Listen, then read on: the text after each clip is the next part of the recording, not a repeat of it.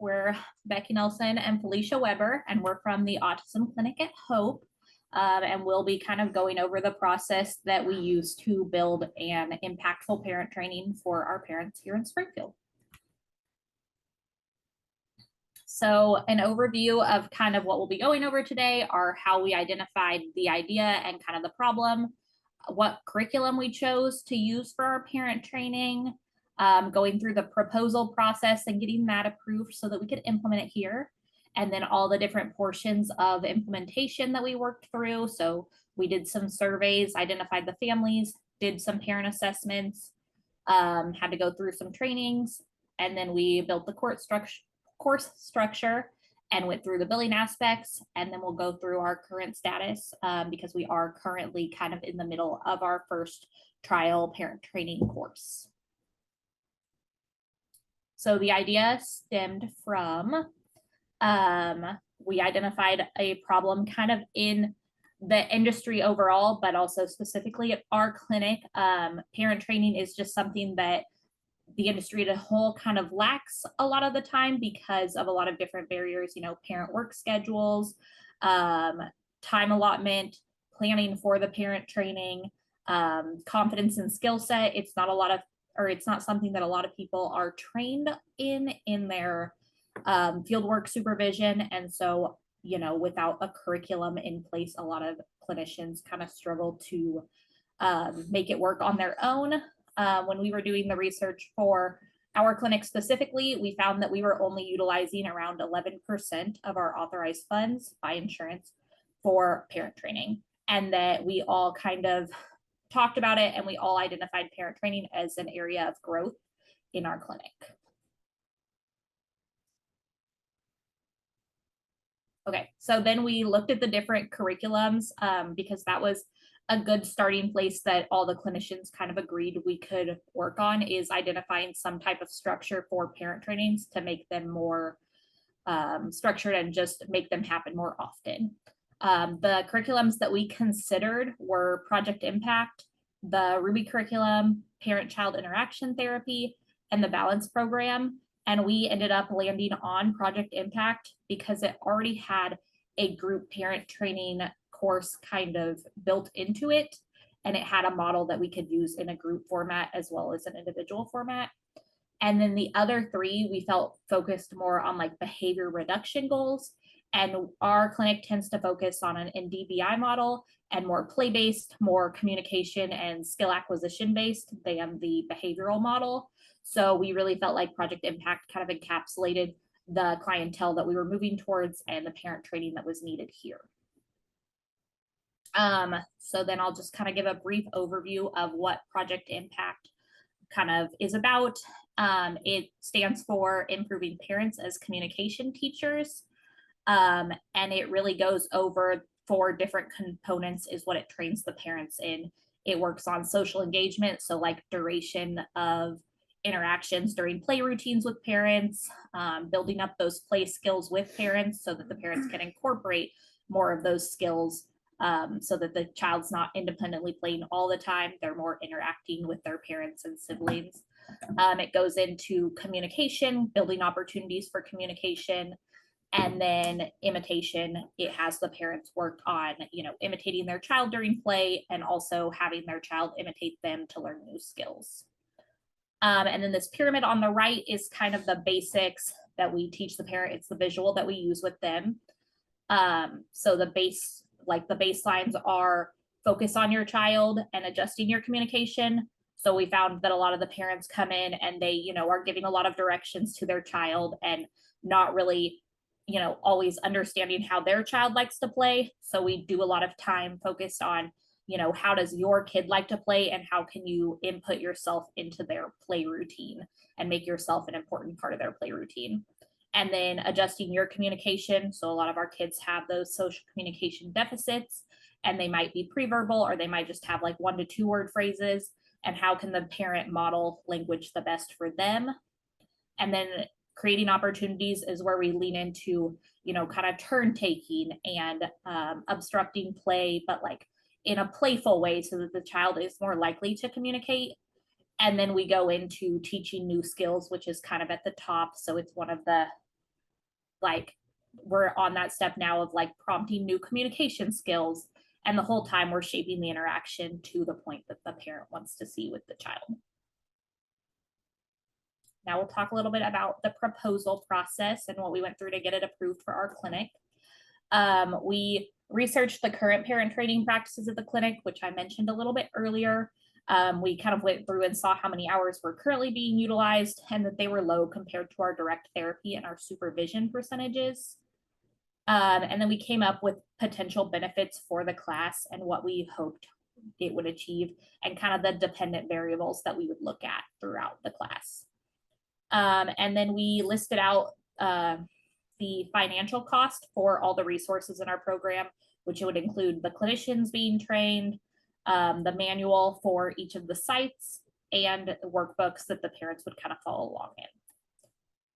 The methodology we'll talk about a little later, but we had to identify how long the class would last, who all would be involved in the class, and kind of what we wanted the different parts of the course to look like. We identified a timeline for when everything would be done. So we had to do a billing check. We had to send the assessments to clinicians, send the assessments to families, and kind of figure out where that was all going to fit. And then also when we want to roll out the course to different clinics and when we want to offer it to more parents. We also identified ways to measure success of the program, kind of like I said, those dependent variables of do we want to look at, you know, clinician parent interactions? Do we want to look at, you know, the child's progress on goals, how many they're mastering, things like that. We weighed the risk and benefits of the program, and ultimately we sent the program to be, we sent the proposal to be approved by our senior director before we started implementing the class. And so Felicia will go through kind of what implementation looked like. Okay, so once we got the proposal approved by the senior clinical director, the first thing that we did was assess in a little more formal matter. I know we had chatted with each other and kind of come to the consensus that parent training was a barrier that we all kind of were running into as practitioners, but we wanted to collect a little bit more formal data. And so we had the staff conduct a clinical staff parent training practices survey. It was filled out by 5 BCBAs, ranging in experience from 1 to 4 years. And it was also filled out by the site director, who is also a BCBA with 7 years of experience. So first we looked at the frequency of parent training. Only 1/3 of the clinical staff, only 1/3 of the clinical staff were conducting parent trainings monthly, which is kind of the industry standard and the expectation of the clinic. 2/3 were conducting parent training less than that. However, we also took a look at how long those parent trainings were lasting when they were scheduled, and they did last from 30 minutes to 1 hour duration. So this supports the idea that we had kind of initially come up with, that we were underutilizing parent training services within the clinic. Although many clinical staff members reported underutilizing parent training, everyone acknowledged that they do not provide enough parent training, and most felt the clinic as a whole did not provide enough parent training. So this kind of supports the idea that all the clinical staff feel that parent training is a weakness either of themselves, the clinic, or both. So this really showed us that a more structured curriculum, kind of getting more practice at it, would definitely be something that is needed within our clinic. So after that, we asked to kind of look at some of those potential barriers and to why parent training is not being effectively utilized. The impact seems to range for various clinical staff members, kind of showing that it's not just one reason that people aren't conducting parent training as frequently as maybe we would like them to see, and that the factors kind of varied from person to person. But some of the biggest factors included not feeling like they had enough time to plan sufficient parent trainings, having insufficient resources, lack of parent engagement or willingness, scheduling with busy parents, lack of time to prepare due to billable expectations, and just those organizational and administrative obstacles.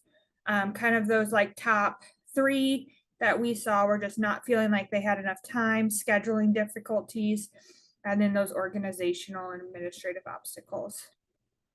Factors that seemed a little bit less relevant were not feeling adequately trained, that few practitioners felt that there were language or cultural barriers that prevented them from conducting frequent parent trainings. And then also, it didn't seem like there was big concern for parents not getting much out of the parent trainings that were occurring. So that just kind of shows that, you know, the clinicians kind of felt like they were trained, felt like it was beneficial to parents.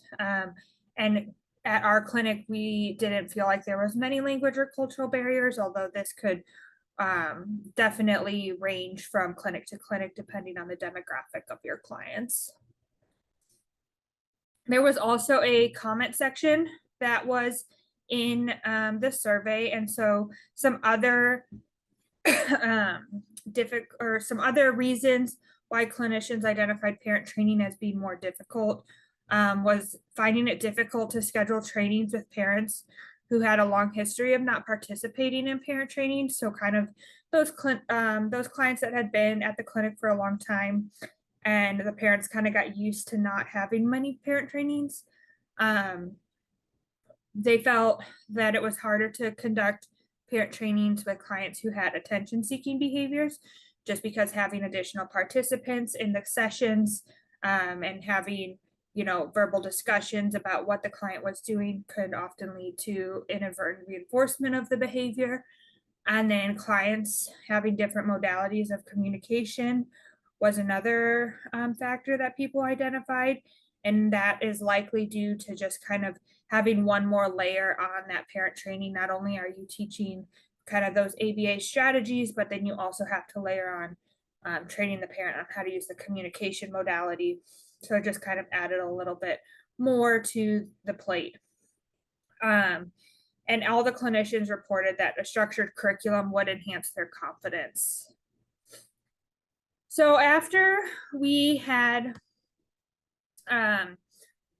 submitted, or after we had gotten all the responses for the parent training survey, we identified the families that would be participants in our pilot program.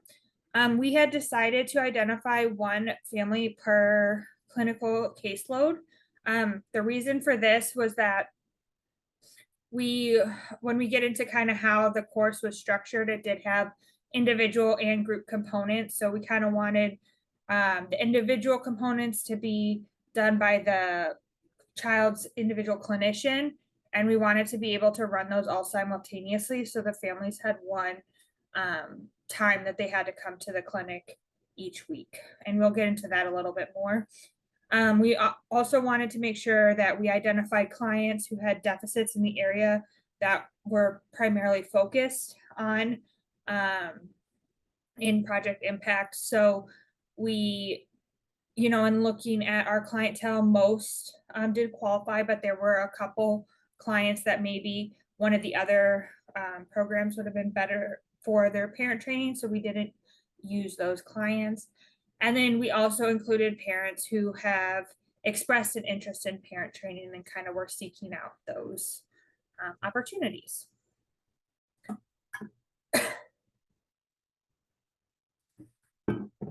Okay, so once we had identified those families, we had the parents come in, and there were 2 assessments that the parents had to fill out at the start of the course. All respondents were mothers of clients that were age 3 to 5. and the clients had been attending the clinic anywhere from 6 months to 2 years. Additionally, a therapist version was filled out by the client's clinician and answered specifically about that family in question. So as opposed to our previous assessment that was a little bit more general, this was looking at working with that particular family. Okay, so the parent involvement questionnaire and the parent involvement questionnaire therapist version are similar in some regards, but also have some differing questions. But I generally put the parents are going to be on this side and the therapists are, sorry, are going to be on this side, kind of looking at comparing similar topics, although the questions are not identical. So some of the questions that were asked of both parents and clinical staff was how often that they communicate with you as a clinician, either on the phone or in person. And so that's going to be this first one here for parents and this first one here for therapists. So according to parents, this occurred a few times a month to a few times a week. Clinical staff responses were fairly similar, although it was noted that one clinician reported that the family was never communicating in this way, which was not mirrored in the parent assessment. And so then the next one was reads and writes in the child's communication book. So that's going to be the second one for both. And according to parents, most were filling this out daily, while according to the clinical staff, only half were meeting this expectation. The next one is watches their child in therapy sessions. And so that will be this one right here for the parent side, and then it's down here for the therapist side. And so according to parents, most were observing therapy sessions a few times a month. Clinical staff disagreed slightly, stating that half of these parents were never observing these sessions. Another question that was asked of both was attends review meetings and have input on goal setting. So that's going to be this one right here and this one right here. So parents believe that they attended review meetings a few times a month, and clinicians agreed that parents were participating in this on most or every occasion. Another question we asked is about reading materials and doing homework provided by the ABA staff. So that's going to be this one here and this one here. And so parents felt that they did this daily, and clinicians agreed that most parents did this on most or every occasion. There were some additional questions that were asked of only clinical staff. So one of them was, does formal ABA sessions with his or her child? The clinical staff noted that this was happening a few times a month or not happening at all. And then promotes generalization of skills in daily life ranged from, here it ranged from never to daily. Attends parent trainings is going to be down here. And so this occurred on every possible occasion, but that only half of this training included coaching and feedback from the ABA staff. Another one was tries to handle behavior in the same manner as the ABA staff, which is going to be this one down at the bottom. And it ranged from few to most occasions, with most of them falling in the few to some occasions range. So overall, the themes we kind of saw from this portion of the survey were just that parents felt that they were more involved in their child's therapy compared to the clinicians and the therapists. So that was kind of interesting to see that parents generally felt like they were more involved than maybe the ABA therapist kind of had as an expectation of how the parents were involved. And so this is then reflected in looking at the number of hours reported for parents being involved in the ABA program. So here, if you look at the parents, they ranged from 1 to 5 hours.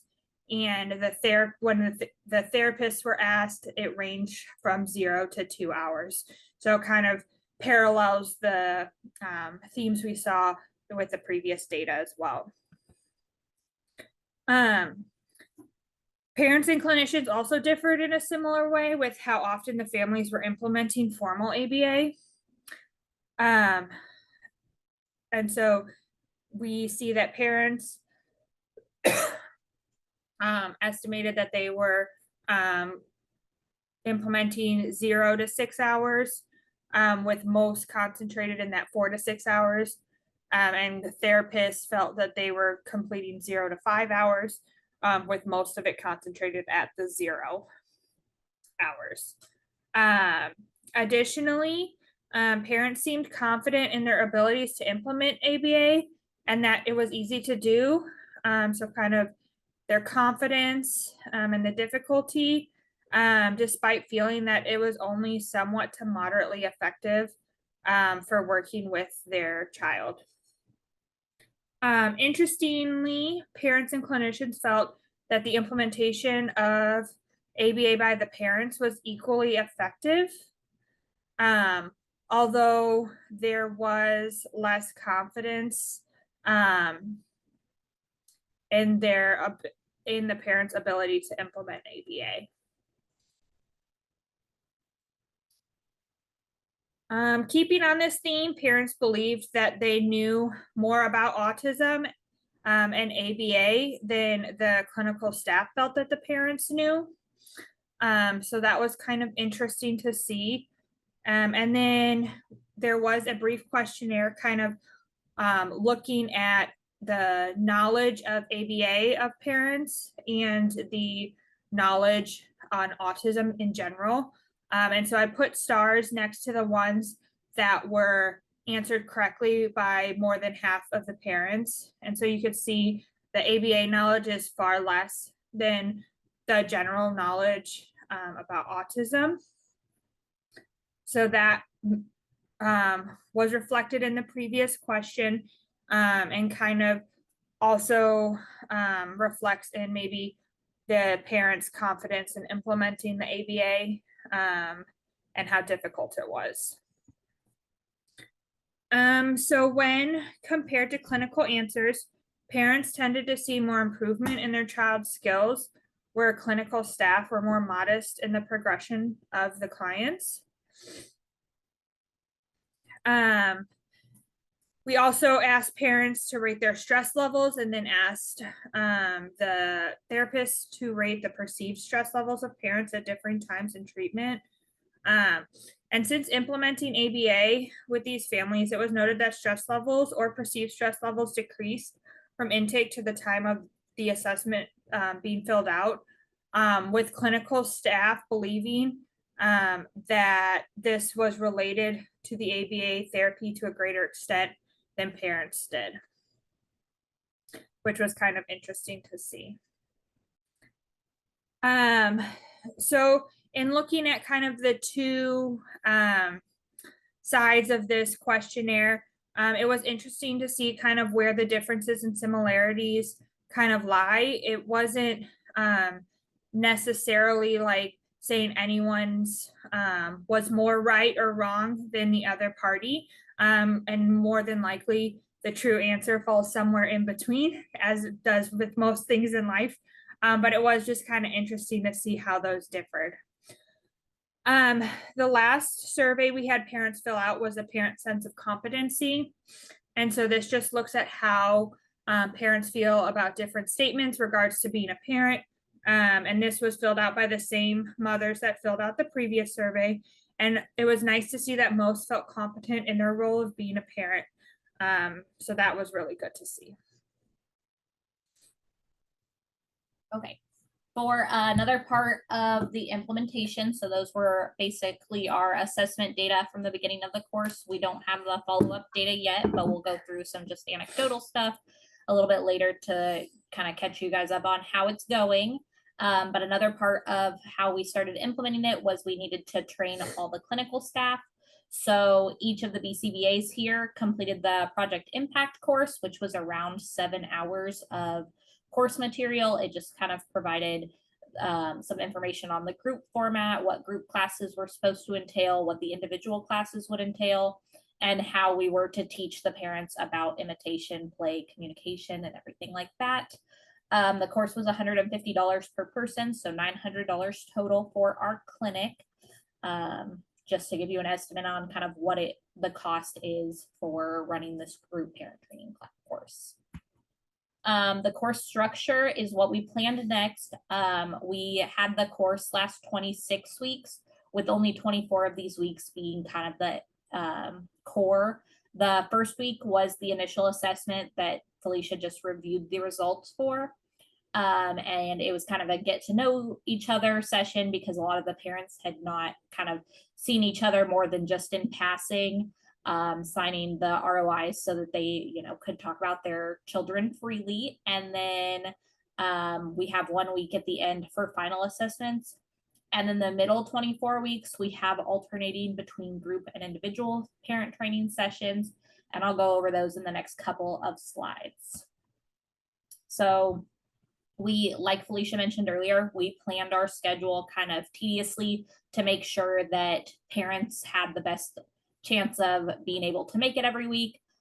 So we looked at clinical availability, when kind of our staffing was the best, when we were most likely to meet the needs of all the parents, and when the clinicians kind of had less going on, so that we could commit to a certain time every week. And, we all kind of worked together. We knew our parent schedules.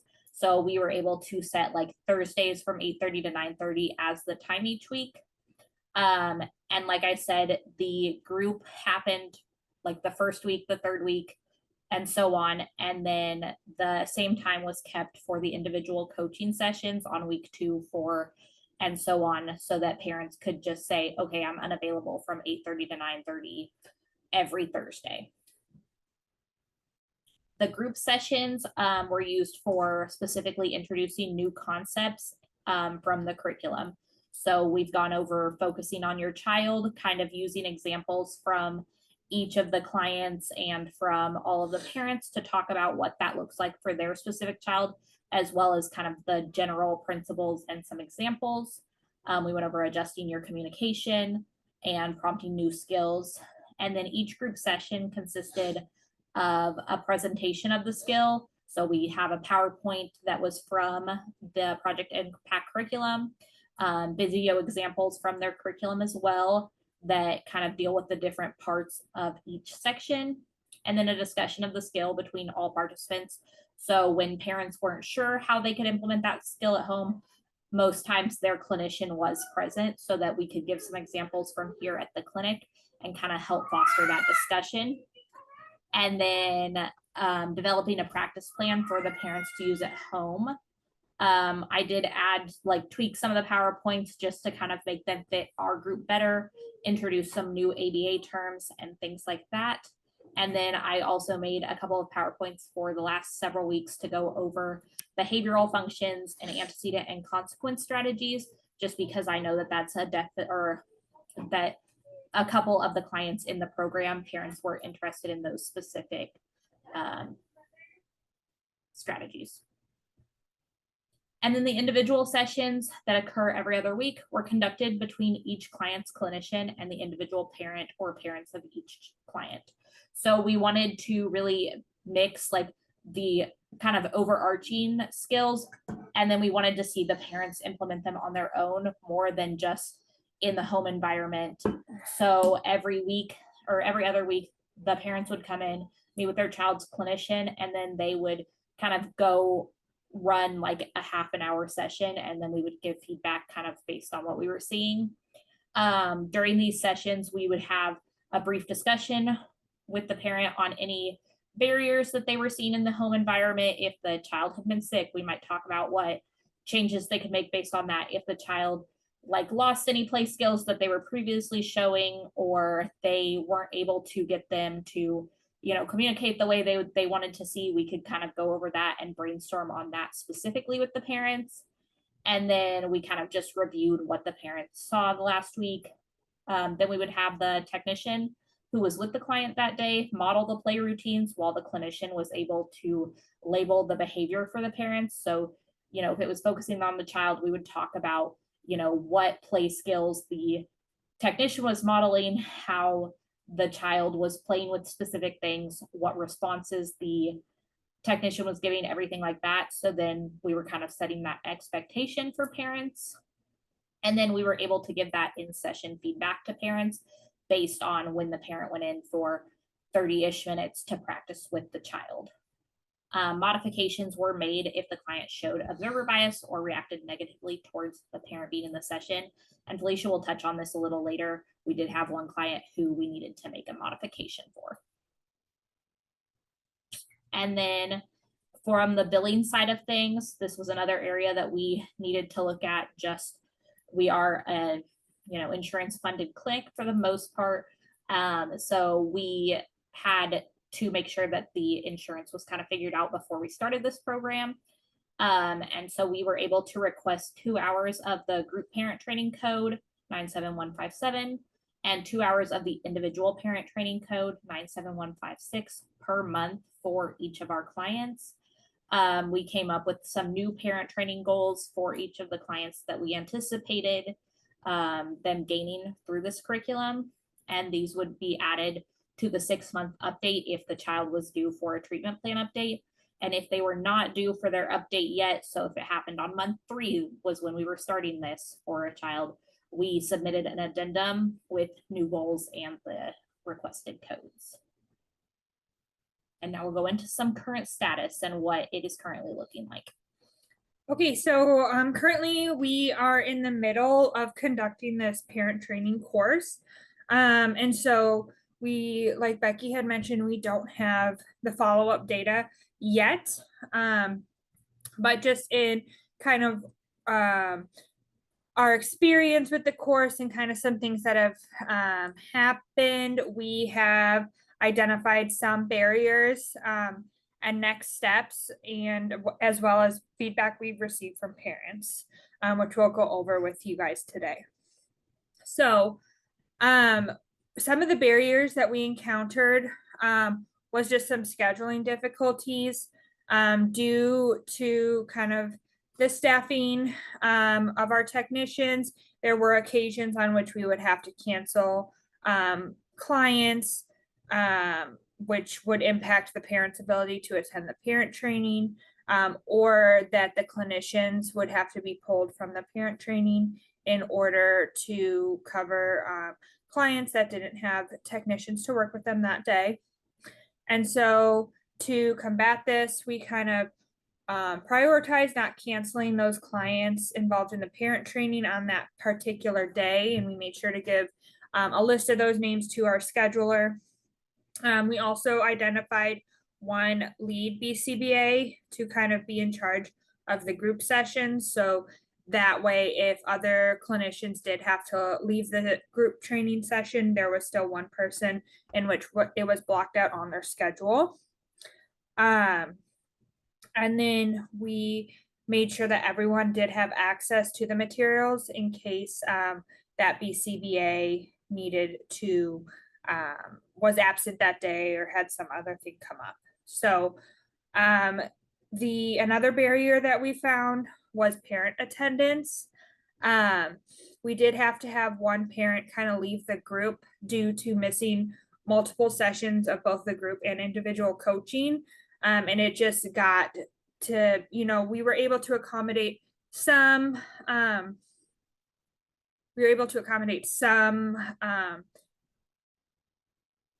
like if they missed a couple times, but when it got to be so much, it was very difficult for this family to kind of catch up and rejoin the group. So we did have to have them kind of take a step out.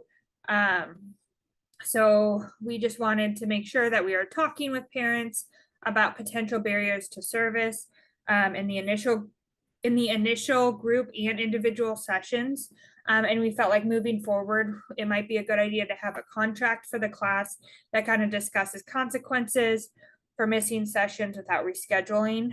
For this particular family, they were offered to continue on with the program with just individual sessions.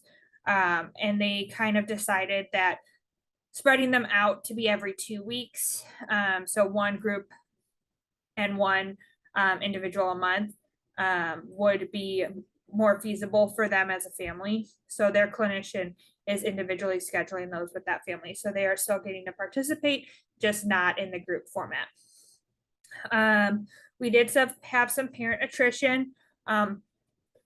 One parent decided to pull her child from our clinic, and so she then, of course, also left our group parent training. And so our theories on working on how to combat this in the future is just making sure that we're checking in with parents at the beginning of each individual session and making sure we're identifying those barriers or things that might come up that would prevent them from continuing on. Another barrier that we had was one client engaged in some pretty severe tantrum behavior when her mother entered the client space, just because she wasn't used to that. And she was crying and getting very upset, dropping to the floor. And the mother chose to take her child home. And so to combat this, we did give them the option of having the client videotape their play routine at home. And so that way they could review it with the clinician during the individual session. And then they could provide feedback at that time. It was noted that the parent that struggled with attendance was also the parent in which this additional factor kind of came in. So we're unsure if, the expectation that they're filming, their child in their home was a contributing factor to that or not, but just kind of making sure we're aware that sometimes those things might be additional requests of parents that might make it harder for them to participate. So looking at what our plan is for the rest of the project, we are going to complete the course with the remaining parents. So there we have 2 families left in our group. We will administer those post assessments. And then based on the results, we're going to make some adjustments going forward in our next group that we'll try again. Some of those things that we know, at least at this point, that we will look at going forward is continuing to offer the curriculum to families in small groups, and then making sure to offer this at different times and days of the week to accommodate different work schedules. In looking at the results, we do anticipate seeing some improvements in the knowledge of ABA principles and engagement with their child and communication skills. And that some other ideas that we have is including families that might be on our wait list or can't afford services, setting clear expectations for families, making sure we have that attendance contract for families to sign in the initial session, and outline what must be completed in order to participate. And then another idea we had is selecting groups based off client skill level, based on some kind of verbal feedback and kind of some body language that we had observed in the group training course, was that when there were clients with a lot of mismatched skills, it kind of did help have some parents feeling a little bit discouraged that their child was not performing at the same level as other clients. So just making sure that we're, putting thought into the families we're grouping together and making sure that they could all be there to support each other. In regards to our feedback that we've gotten from parents thus far, we did have one parent who left the group, which we talked about earlier, due to kind of that attendance and possibly the difficulty with having that client tolerate their parents in the clinical setting. That although they did leave the group program, they were still very interested in completing the training despite barriers that their family was facing. So we thought that was really exciting to see that although it wasn't working out logistically, they were still feeling like it was beneficial for their family. We had one mom who was training the client's dad and grandma on the program. So that was kind of cool to see that she was taking what she had learned in the program and kind of giving that knowledge to other people in the family. And then one client is making more progress and playing with a larger variety of items. And mom has been independently collaborating more frequently with their clinician. So those were just some of the things that, we were seeing of the benefits of this program, and we're looking forward to kind of getting those final assessments to kind of see where the growth has been made and what this training can kind of look like going forward in the future.